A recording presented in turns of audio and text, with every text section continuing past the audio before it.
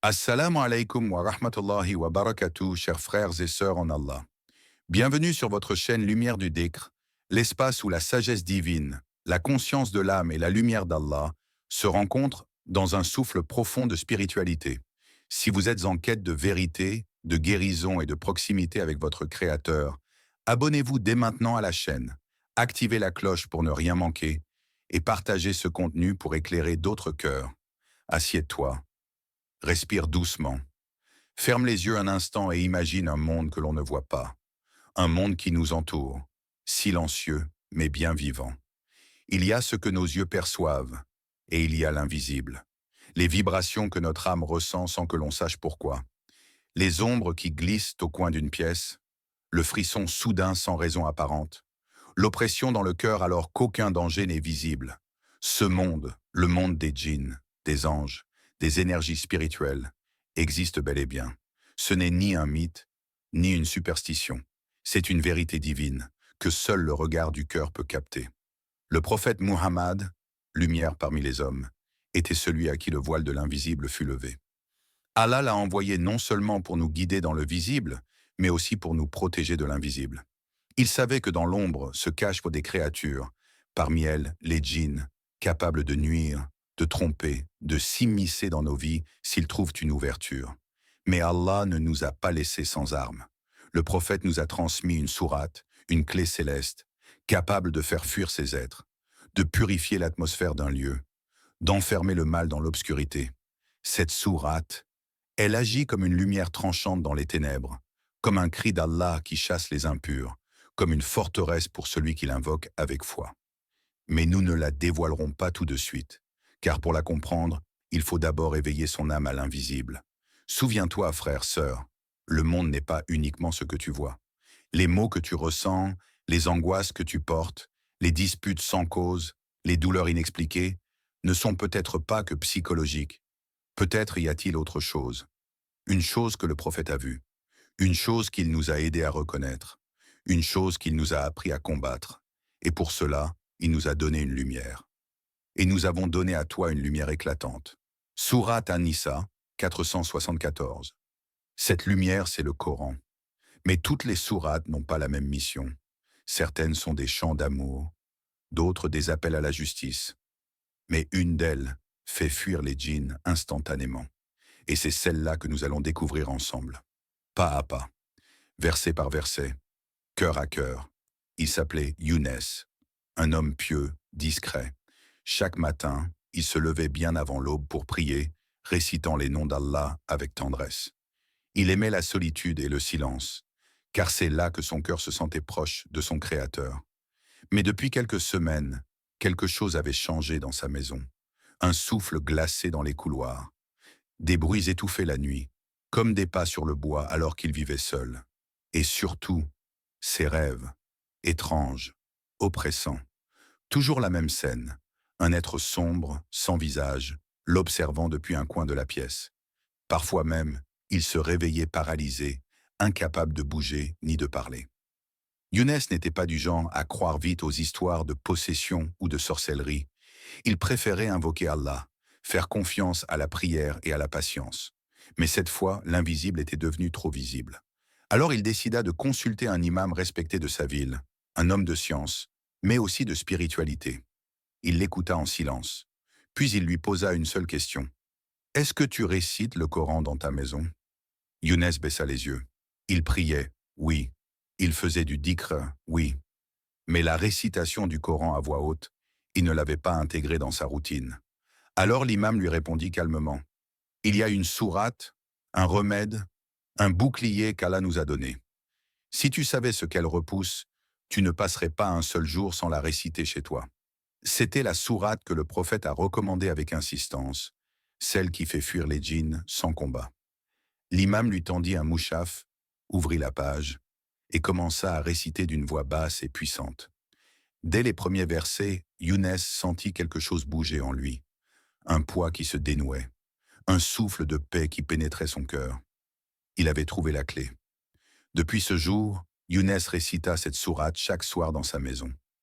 Les bruits disparurent, les cauchemars cessèrent, et plus encore. Une lumière nouvelle semblait flotter dans l'air, celle du Coran récitée avec foi. Mais pourquoi cette sourate est-elle si redoutée par les djinns? Parce qu'elle est un rappel des lois d'Allah, une purification de l'espace. Une vérité que les êtres des ténèbres ne peuvent supporter. Ceux qui mangent l'intérêt usuraire ne se tiennent, au jour du jugement, que comme se tient celui que le diable a frappé de sa folie. Sourate al-Baqarah, 275. Ce verset ne parle pas seulement de l'usure. Il révèle aussi une vérité cachée sur l'impact du mal et des forces démoniaques sur l'esprit humain. Les djinns se nourrissent de l'oubli d'Allah. Mais le Coran, lui, les brûle de lumière. Il y a des mots qui résonnent comme des chaînes, et d'autres comme des sabres de lumière. Le Coran n'est pas un simple livre, c'est un souffle vivant, un rempart invisible, une arme silencieuse que les djinns redoutent plus que tout. Parmi les 114 sourates du livre d'Allah, il en est une que le prophète a désignée comme une forteresse impénétrable, une muraille que ni magie, ni djinn, ni malédiction ne peut traverser. Son nom est connu, mais peu connaissent sa réalité spirituelle. Sourate al-Baqarah, une sourate longue, majestueuse, dont chaque verset est un rayon de lumière qui déchire les ténèbres. Elle est l'épée des croyants, le bouclier des foyers, la torche des âmes éveillées. Le prophète Mohammed, dans un hadith rapporté par Sahih Muslim, a dit « Ne transformez pas vos maisons en tombes. Le diable fuit la maison dans laquelle on récite la sourate al-Baqarah. » Pourquoi cette sourate précisément? Parce qu'elle est un contrat avec la vérité, un rappel permanent de l'alliance entre Allah et ses serviteurs. Elle parle de foi, de justice, de châtiment et de miséricorde. Elle contient le plus grand verset du Coran, Ayat al-Kursi, et des invocations qui brûlent les impurs. Le djinn, créature de feu, n'a aucun pouvoir face à cette lumière. Chaque fois que tu récites Al-Baqarah, tu dresses un mur de lumière invisible autour de toi, un voile mystique entre toi et ce que tu ne peux voir. Et quand tu lis le Coran, nous plaçons entre toi et ceux qui ne croient pas à l'au-delà un voile invisible. Sourate al-Isra, 1745. Ce voile, c'est la barrière spirituelle qu'Allah accorde à ceux qui s'attachent à sa parole. Il protège, il purifie, il dissuade. Les djinns, eux, le ressentent. Ils fuient cette vibration sacrée, car elle les blesse, les chasse, les consume. Mais le secret ne réside pas uniquement dans la récitation mécanique. C'est l'intention du cœur, la présence de l'âme, la conscience de réciter pour se connecter à Allah, qui active cette sourate comme une clé divine. Quand tu ouvres Al-Baqarah, tu n'ouvres pas une page. Tu ouvres une porte vers la protection d'Allah. Il est minuit passé. La maison dort. Le silence est profond, presque pesant. Chaque pièce baigne dans une obscurité épaisse, et même l'air semble retenir son souffle. Mais quelque chose rôde, un malaise diffus, une lourdeur dans l'atmosphère, comme si les murs eux-mêmes portèrent une mémoire d'angoisse. Dans une chambre, un enfant tourne dans son sommeil, pris dans un cauchemar sans nom. Plus loin, une femme se réveille en sursaut, cœur battant, sans comprendre pourquoi. L'homme, lui, reste éveillé, les yeux ouverts, l'âme agitée. Puis, une voix s'élève, douce, calme, inébranlable. Alif, l'âme, même. C'est la sourate Al-Baqarah qui commence. Et aussitôt, la maison change. Une lumière subtile, invisible aux yeux mais éclatante pour l'âme, se répand lentement. Les murs tremblent, non pas de peur, mais comme s'ils reconnaissaient une présence sacrée. Les cauchemars s'évanouissent. L'air devient léger, le cœur s'ouvre. Tu ne la vois pas, mais la lumière du Coran est réelle. C'est une lumière que seuls les cœurs sensibles peuvent percevoir. Une clarté qui ne se voit pas avec les yeux, mais qui guérit les ténèbres intérieures. Allah est le protecteur de ceux qui ont la foi. Il les fait sortir des ténèbres vers la lumière. Sourate al-Baqarah, 257. Et cette lumière agit pas à pas, verset après verset. Elle entre dans les coins oubliés de la maison, dans les chambres pleines de fatigue, dans les recoins envahis par la peur, et les purifie. Car la sourate al-Baqarah n'est pas simplement récitée, elle opère, elle chasse, elle guérit, elle éclaire. C'est une lampe qu'Allah allume dans ta nuit, une étoile posée dans ta demeure, un ange posté à ta porte. Et plus tu la récites avec le cœur, plus elle devient une armure invisible, un rempart spirituel, une paix silencieuse qui enveloppe tout. Alors, la nuit n'est plus la même. Le noir ne fait plus peur, car la parole d'Allah est là. Et quand la lumière du Coran est dans ta maison, les ténèbres, elles, n'ont plus de place. L'être humain est vulnérable. Vulnérable aux blessures du corps, mais aussi à celles de l'invisible. Vulnérable à ce que l'œil ne voit pas, mais que l'âme ressent, les énergies sombres, les jalousies cachées, les souffles impurs et les djinns. Mais Allah, dans sa sagesse infinie, n'a jamais laissé ses serviteurs sans défense. Il a envoyé le prophète Muhammad non seulement comme guide, mais aussi comme protecteur spirituel, un maître dans l'art de nous enseigner comment repousser ce que nous ne voyons pas.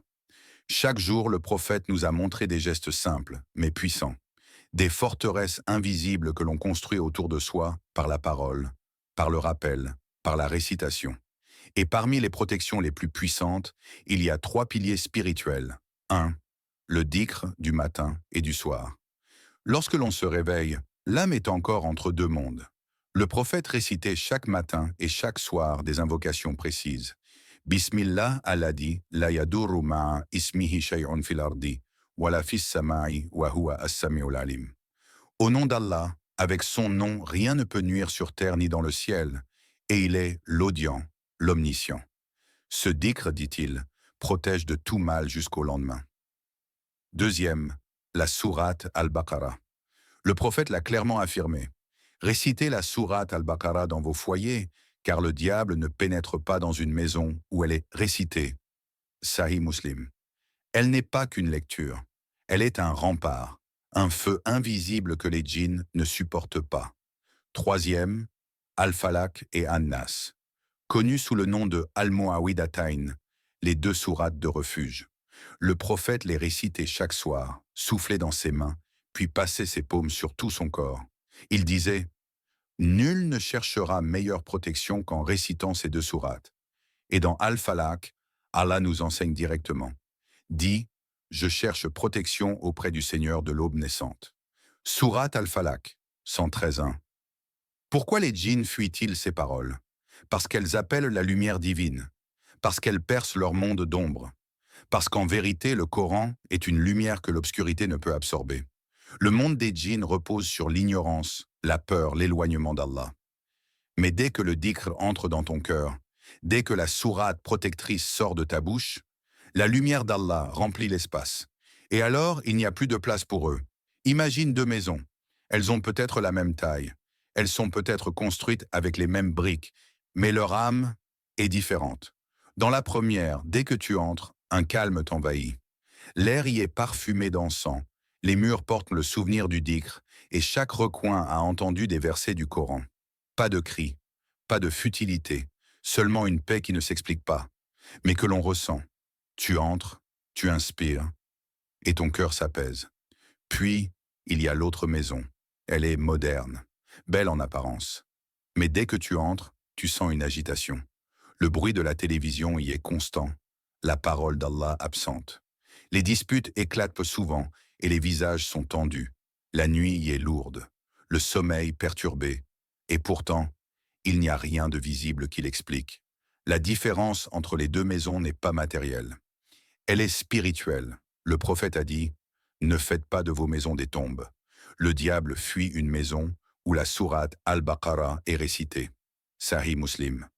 Une maison sans Coran, sans prière, sans souvenir d'Allah, devient une tombe, une enveloppe sans vie, un lieu où les djinns trouvent refuge, car les anges, eux, s'éloignent.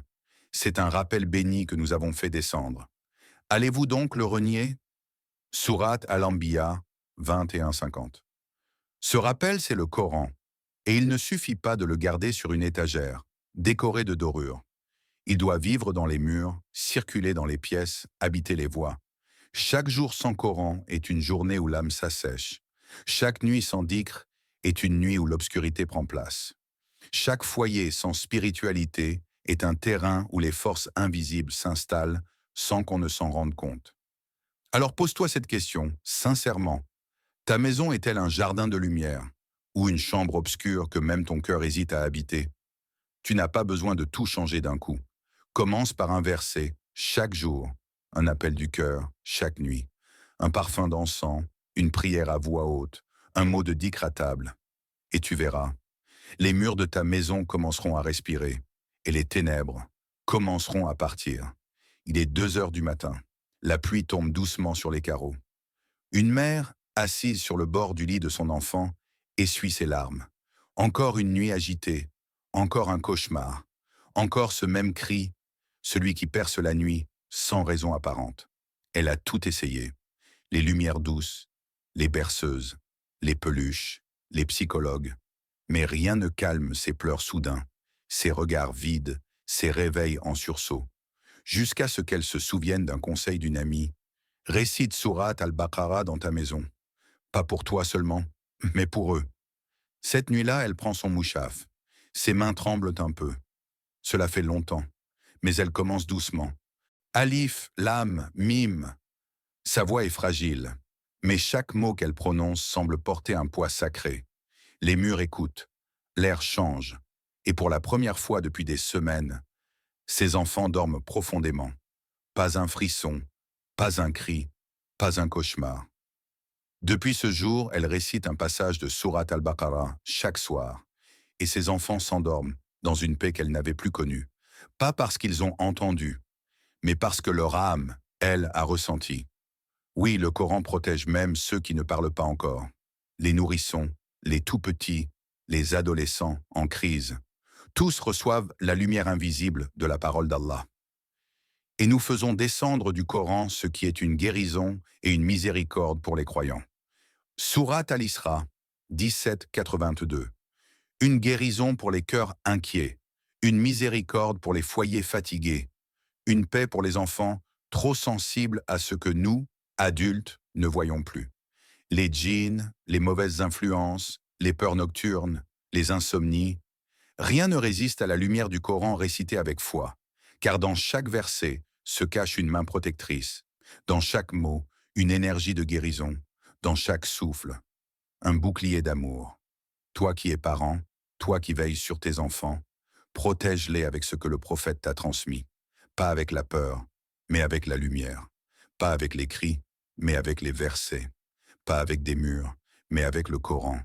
Et alors ton foyer deviendra un jardin de sérénité où les enfants ne craignent plus la nuit, car la lumière d'Allah y est déjà descendue. Jour 1. J'ai ouvert le Coran ce soir sans trop savoir par où commencer. Alors j'ai commencé par Surat al-Baqarah. Je n'ai lu qu'une page, juste une. Mais quelque chose a changé dans l'air. Le silence était différent. Mon cœur, un peu plus calme. Jour 3. Je n'ai pas toujours la force de lire longtemps. Parfois je suis fatigué, mais même 10 versets, doucement, à voix basse, suffisent. Comme si ma maison attendait ce moment. Comme si mon âme aussi attendait ce rendez-vous. Jour 7, je commence à ressentir autre chose. Moins d'irritation, moins d'angoisse. Comme si la récitation formait un bouclier autour de moi et que ce bouclier grandissait chaque jour. Jour 12, j'ai raté une nuit. Et étrangement, j'ai mal dormi. Pas de cauchemar, non. Mais un vide, un manque. C'est fou comme le cœur s'habitue à la lumière dès qu'on la laisse entrer. Jour 20, je n'ai pas encore terminé Surat al-Baqarah. Mais je ne suis plus pressé, car ce n'est pas une course, c'est une relation. Chaque verset est une rencontre avec Allah. Chaque soir, je laisse une lumière s'installer dans ma maison. Ceux qui ont cru et dont les cœurs se tranquillisent à l'évocation d'Allah. N'est-ce point par l'évocation d'Allah que se tranquillisent les cœurs? Surat ar-Ra'd, 13-28. Et oui, le cœur se tranquillise, mais lentement, profondément, discrètement. La plupart ne voient pas les éphémères tout de suite. Ils abandonnent parce qu'ils veulent un miracle en un soir. Mais Allah aime la constance. Le secret est là. Lire un peu, mais chaque jour. Même si ce n'est qu'un seul verset. Même si tu es fatigué. Même si tu luttes. Le Coran n'est pas un médicament d'urgence. C'est un nourrissement invisible, une lumière quotidienne, une habitude qui sanctifie le quotidien. Alors commence ce soir. Lis une page, 10 versets, ou même 3, mais commence, et ne t'arrête plus, fais-en ta routine sacrée, et tu verras au fil des jours une paix s'installer. que rien ne pourra éteindre. Tu te crois seul parfois, dans la nuit, dans le silence, dans cette maison où tu ressens quelque chose, mais que tu ne peux pas expliquer. Tu te sens épuisé, observé, égaré. Mais écoute bien, tu n'es pas seul, tu es entouré, par des choses que tu ne vois pas, mais aussi par un Seigneur qui voit tout. Tu n'es pas abandonné dans ce combat invisible. Allah t'a donné une arme, une lumière, un rempart. Il t'a donné le Coran. Et au cœur de ce livre, il t'a prescrit une sourate, pas pour te faire peur, mais pour te rassurer, pour protéger ta maison, pour élever ton âme. Sourate al-Baqarah. Ne crois pas que c'est une superstition, c'est une prescription prophétique, un acte d'amour d'Allah pour ses serviteurs. Récite-la, même lentement, même difficilement. Chaque verset est une lumière que tu allumes dans ton foyer. Chaque mot est une barrière que tu dresses contre ce que tu ne comprends pas. Chaque récitation est un cri de vérité contre les ombres. Et dis, la vérité est venue et l'erreur a disparu. Car l'erreur est toujours destinée à disparaître. Sourate Al-Isra 1781. Oui, la vérité est venue. Et si tu l'invites dans ta maison, l'erreur, la peur, les djinns, les cauchemars, tout cela disparaîtra. Il ne s'agit pas de lire pour lire, mais de vivre avec la parole d'Allah, de faire du Coran l'invité d'honneur de ton foyer, de faire de ton salon un lieu de lumière, de ta chambre un lieu de paix et de ton cœur un lieu de dhikr. Alors, dès ce soir, pose-toi une seule question. Ai-je laissé la lumière d'Allah entrer dans ma maison? Si ce n'est pas encore le cas, il est temps. Commence. Un verset, une page, une intention. Et observe comment la lumière transforme tout. Barakallahu fikoum, chers frères et sœurs. Merci d'avoir suivi cette vidéo jusqu'à la fin. Si ce message vous a touché, likez, partagez et surtout abonnez-vous à votre chaîne Lumière du Dhikr pour recevoir chaque semaine une nouvelle lumière pour votre âme. Qu'Allah vous protège des djinns, vous entoure d'anges et remplisse vos maisons de sa lumière. Amin.